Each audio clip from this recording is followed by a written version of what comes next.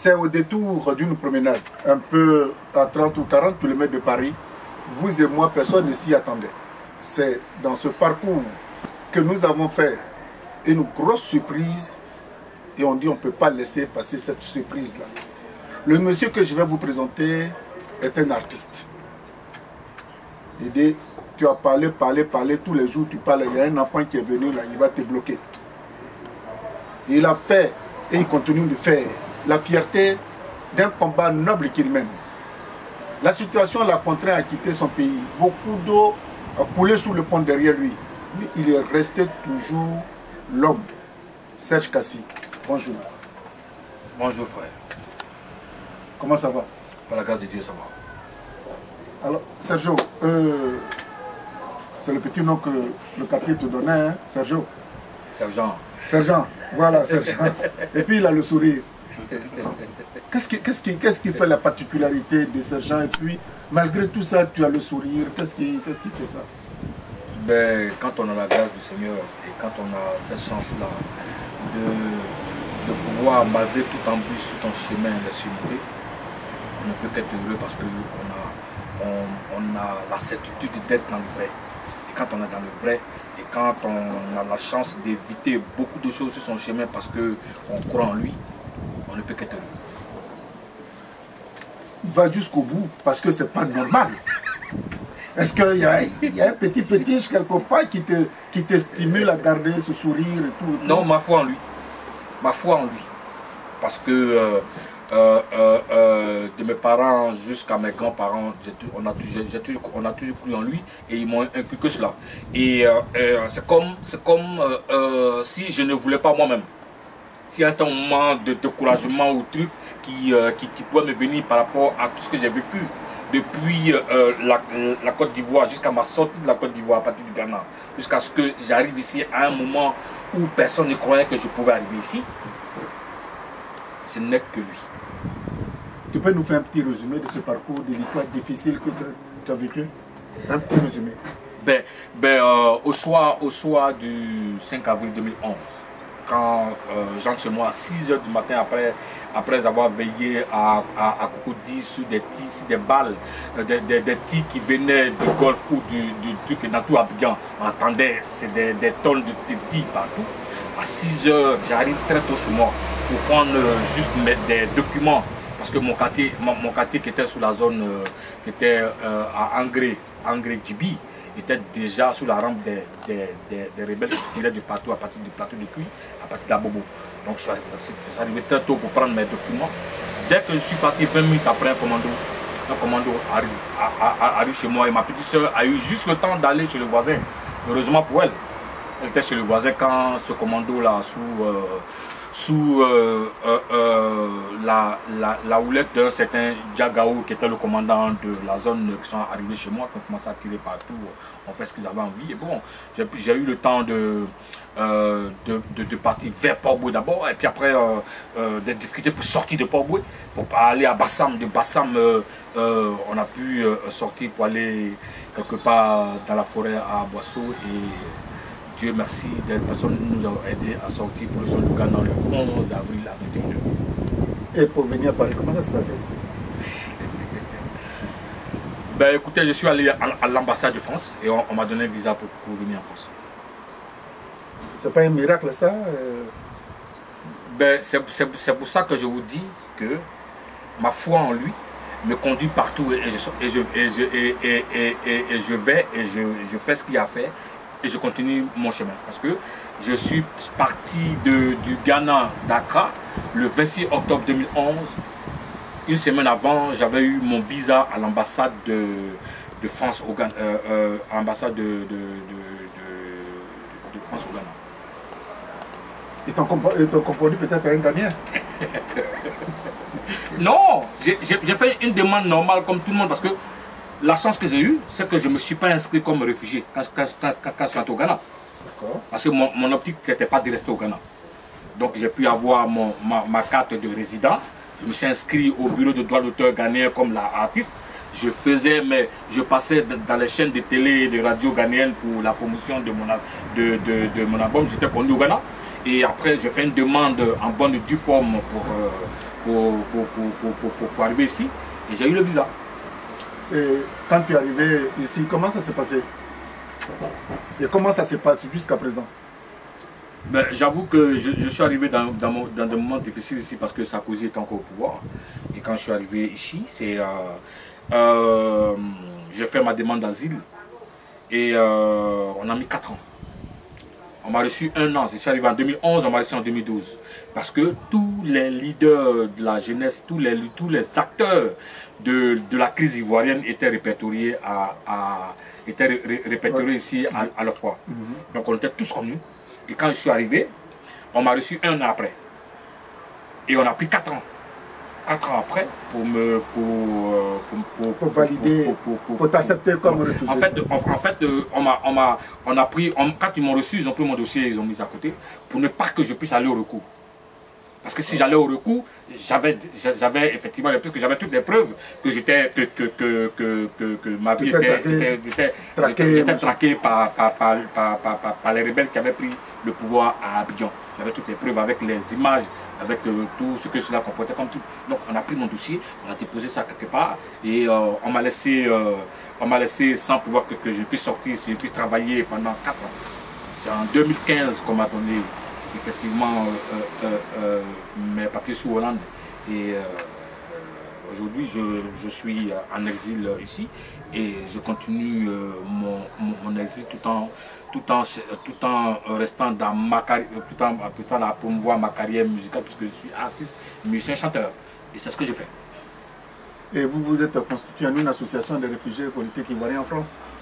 Oui, il y a 2 ou 3 ans, je crois, ouais, il y a maintenant 3 ans qu'on a créé l'URIF, l'Union des artistes, parce qu'il n'y a jamais eu de réfugiés ivoiriens officiellement connus par les autorités françaises.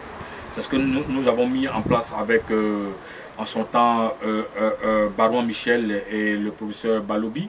On a mis cette association, l'Union des réfugiés ivoiriens de France, reconnue officiellement par l'État français, et dont je suis le vice-président. D'accord. Alors Sergio, depuis lors, quel résumé, quelle analyse tu fais de la lutte que vous avez menée contre vraiment avec les difficultés qui se sont offertes à vous, la lutte pour la libération des prisonniers, en l'occurrence le président Gbagbo, Blé Goudé. Quelle est l'analyse et le bilan que tu fais à ton niveau? Je veux d'abord tirer mon chapeau à toute la diaspora ivoirienne en Europe. En Europe particulièrement et dans le monde. Parce que après 2011, quand le président Laurent Gbagbo a été déporté ici à La Haye, je pense que la diaspora ivoirienne a su transporter le combat de l'alliance de toute la jeunesse patriotique ivoirienne, de tout le peuple de Côte d'Ivoire en France. Ça a été tellement spontané, c'était tellement spontané et fort que ils sont à féliciter. Parce que ceux qui pendant 11 ans ont prospecté, parce que les Occidentaux ne font rien à la hâte. Ils prospectent 10 ans, 20 ans, 30 ans, des fois même 50 ans. Ils font et ils mettent en pratique leur prospection. Je pense que dans le cadre de la Côte d'Ivoire, ça a été ce cas. Et ils n'ont pas prévu cette résistance civile qui s'est passée en Côte d'Ivoire. Pendant 11 ans, ils l'ont même dit. Ils ont tout prévu sauf la résistance civile des Ivoiriens. Et ils n'ont pas aussi prévu cette résistance civile de la diaspora ivoirienne. Africaine, africaine, non, même africaine, parce que c'est les Ivoiriens qui ont d'abord commencé et les Africains sont mis dedans parce que l'image qu'ils n'ont jamais vue et qu'ils n'ont jamais entendue, c'est-à-dire en fait, c'était le président Laurent Gbagbo qui a, pour la première fois dans le monde, a amené ceux qui depuis des années, depuis des décennies, depuis des décennies, à partir de Samori, à partir de tous ces leaders africains, qui ont, les Kwame Nkrumah, les Mandela et autres, ont été les vrais commanditaires, les précurseurs de la chute de nos leaders. Pour la première fois dans le monde, le président Laurent Gbagbo a amené si tu veux, ces colonisateurs-là à se dévoiler. Et je pense que les images du 11 avril 2011 ont été, pour les Africains, cette image de trop. Oui, on voyait maintenant celui qui, depuis des décennies, amenait les Africains à prendre leur place dans des coups d'État, dans des divisions, dans tout ce que vous pouvez comprendre. Et pour la première fois, Laurent Gbagbo a amené la France à se dévoiler en Côte d'Ivoire à partir des bombardements, à partir de cette crise ivoirienne. Et les Africains découvraient un président, que l'armée française sorte et que l'armée française vienne arrêter un président africain élu démocratiquement dans son pays pour des simples élections. Dont on a argué que c'était, et on découvre celui qui était derrière, puisqu'il a été arrêté par l'armée française. Il a été arrêté par l'armée française, il a été remis aux rebelles, et toutes les images sont là pour démontrer ce qui s'est réellement passé. Et les Africains ont été choqués. Est-ce que, sergent, à vous entendre dire, vous affichez une fierté, une admiration folle pour Laurent Gbagbo? Écoutez, on ne peut que l'aimer. Parce que nous, ces jeunes des années après les indépendances, on a cette image de l'histoire qui nous retrace la vie de nos leaders africains qui ont résisté, qui ont voulu servir les peuples africains et qui ont été tués ou emprisonnés. Vous vous souvenez de ma chanson Mais révolté. Je fais partie de ceux qui se sont révoltés, ces étudiants des années 80, 81, 82 qui sont révoltés parce que on aspirait au multipartisme. On voulait avoir des Lumumba, on voulait avoir des Kwame Nkrumah parce que leur histoire était pour nous des exemples. Et on retrouve cela en Laurent Gbagbo, qui est cette race de personnes qui s'apparente à Kwame Nkrumah, qui s'apparente à qui campe là pour le pouvoir. Il a dit que je ne suis pas le sous-préfet de l'Élysée, ni de que je suis venu pour servir mon pays. Et je pense qu'il venait de signer son arrêt de mort. Et depuis qu'il a été élu en 2000, il a fallu 2 ans simplement pour que les mêmes ressurgissent pour l'enlever du pouvoir parce qu'il n'a pas été celui-là qui a été choisi par l'Élysée. Ok? Et ça a été, on dit toujours, le chien ne change pas sa manière de s'asseoir. Mais alors pourquoi tu n'es pas allé directement soutenir le président Gbagbo? Et puis dans la lutte, tu t'es affiché avec Bleu Goudé. Tu aurais dû rester avec le président Gbagbo. Pourquoi tu es resté avec Bleu Goudé? Dans la galaxie patriotique, je veux dire. Ben non, je me suis pas affiché avec Bleu Goudé, parce que Bleu Goudé ne s'est pas affiché avec quelqu'un. Les institutions de notre pays ont été attaquées le 19 septembre 2002. On voit qu'il y a une rébellion qui s'est installée à partir du nord et qui sont venus pour déstabiliser notre pays. Et nous, en tant que jeunes, moi en tant que leader d'opinion, artiste engagé en tant que tel, qui est tout le temps dans les studios pour dénoncer les méfaits de Babylone sur nos États. Les trucs, je me rends compte que mon propre pays est attaqué par ces mêmes oligarchies qui créent la division pour mieux piller nos trucs.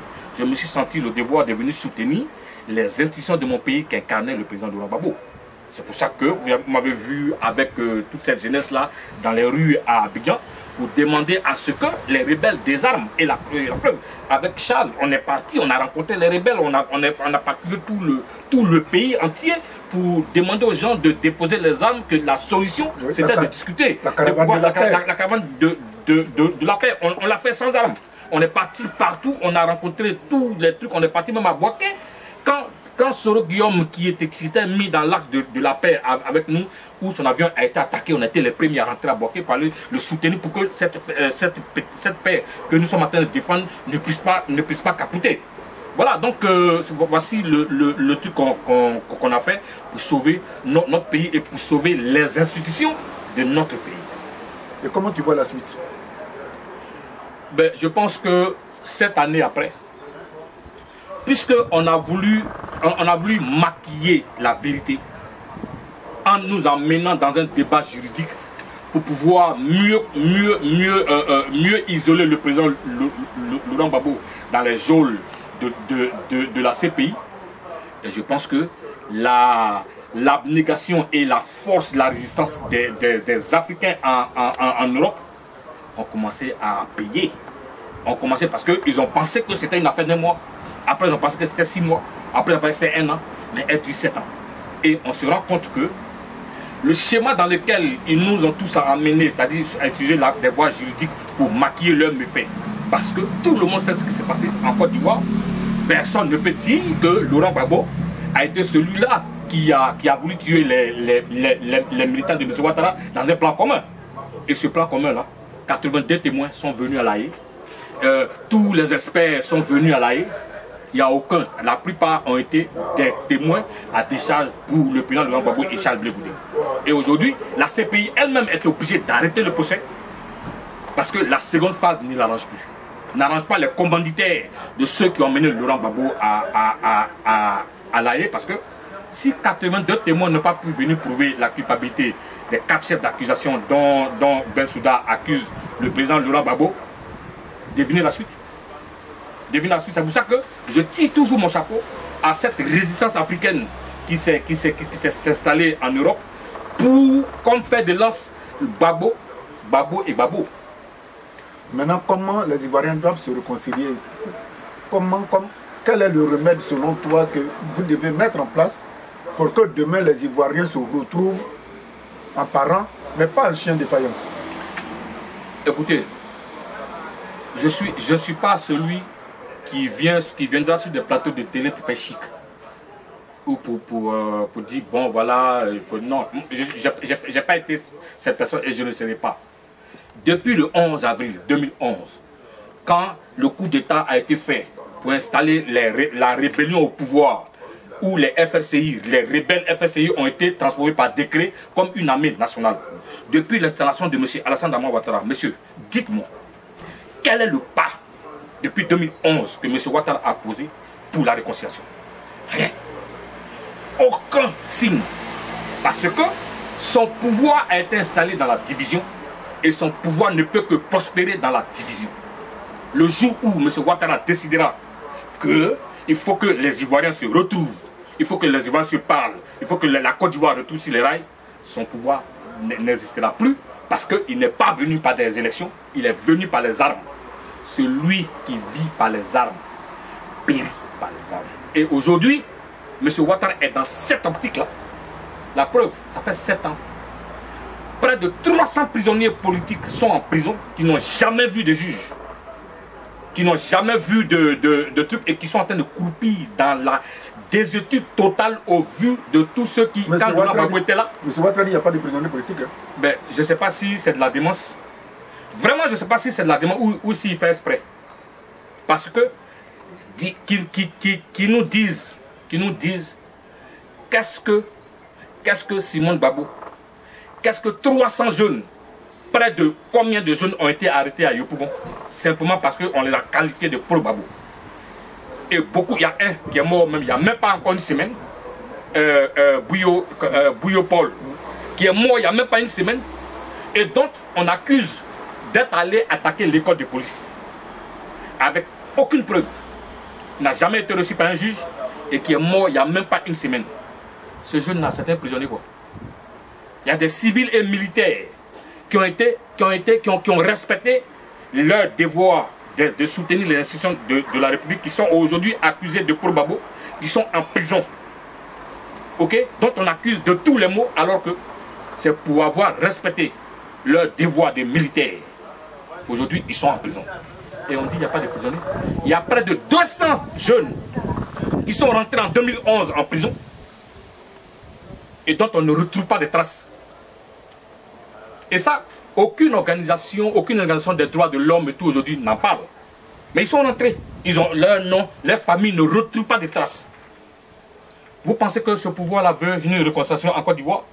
Vous pensez que ce pouvoir-là est prêt pour que les Ivoiriens se retrouvent? C'est pourquoi vous voyez aujourd'hui que ses propres militants,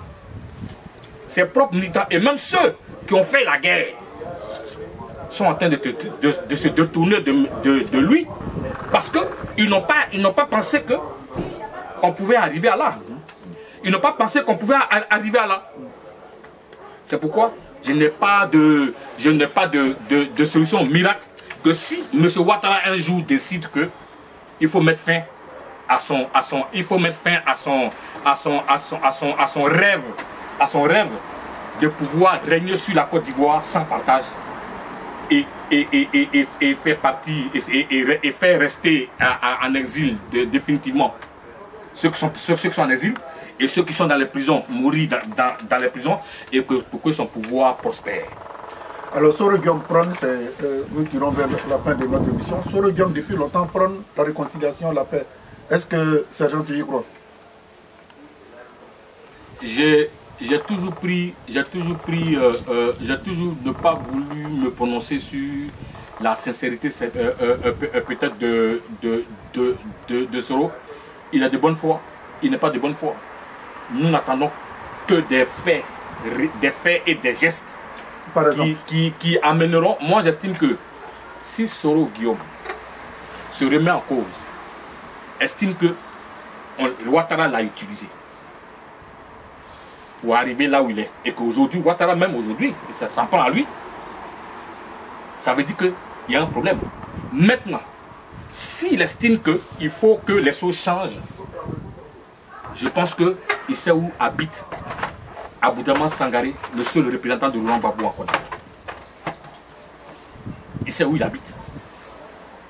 Qu'il aille sincèrement s'asseoir avec Sangaré, pour qu'ensemble, c'est-à-dire qu'il coupe avec Ouattara et qu'il aille s'asseoir avec Sangaré pour dire, bon voilà, voici ce qui se passe. Voilà, aujourd'hui, je veux passer à des gens concrets. Il est le président de l'Assemblée nationale. Pourquoi l'Assemblée nationale ne peut pas prendre sur elle la responsabilité d'une amnistie générale pour faire sortir tous les prisonniers? Pourquoi on ne commence pas par là pour montrer sa sincérité aux Ivoiriens? Moi, je l'attends sur ce truc-là pour pouvoir voir réellement qu'il est prêt à aller dans ce sens-là avec les Ivoiriens pour que demain, il puisse être jugé par ses faits et gestes par rapport à ce qu'il a fait de grave aux Ivoiriens. Vous voyez, ceux-là, c'est comme des nids d'abeilles, quand tu les secoues, ils sortent, ça pique de gauche à droite. Il n'a pas été préparé, nous ne savions pas qui il était là, on est tombé sur lui, et j'espère que ce que nous avons pu tirer de lui, ça vous a servi. Sinon, pour ceux qui ne l'ont pas vu depuis longtemps, Serge Kassi va très bien. Ouais. Il va très bien, ouais, il a le moral. Très bien. Et à un moment, le bruit a couru comme quoi il s'est marié, que sa femme, elle a voulu te donner du gourmet. Mais tout ça, il a le sourire, il a la pleine forme, il est toujours dans son combat. Mais ce que nous retenons, c'est l'appel qu'il vient de faire à Soro Guillaume. Soro Guillaume, tout le monde te dit, si tu es vraiment sincère, il y a des canaux par lesquels tu peux passer pour que la Côte d'Ivoire te dédommage de beaucoup de choses et te réinsère dans le tissu socio-politique de la Côte d'Ivoire. Sergi, un dernier mot? Dire aux Ivoiriens que de ne jamais désespérer, parce que l'espoir existe toujours, et je suis convaincu